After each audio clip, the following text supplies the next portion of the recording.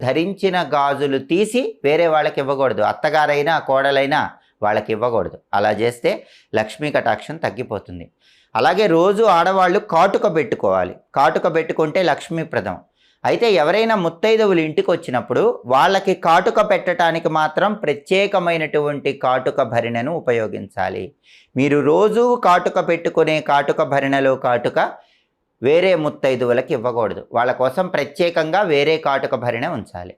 అలాగే అనేక మంది స్త్రీలు చేసేటటువంటి తప్పేంటంటే ఏవైనా శుభ కార్యక్రమాలు ఉన్నప్పుడు కానీ పెళ్ళిళ్ళు ఉన్నప్పుడు కానీ ఇటువంటప్పుడు మెడలో ఉన్నటువంటి నల్లపూసల గొలుసు తీసి అత్తగారు కోడలికో కోడలు అత్తగారికో అలా మార్చుకుంటూ ఉంటారు. అలా ఎప్పుడూ చేయకూడదు. స్నేహితురాండ్లకు ఇస్తూ ఉంటారు. అలా అస్సలు చేయకూడదు. స్త్రీలు ఎవరైనా సరే మెడలో ఉన్నటువంటి నల్లపూసల దండని ఎదుటి వాళ్లకు స్త్రీలకు ఇవ్వకూడదు. వాళ్ళ నల్లపూసల గొలుసు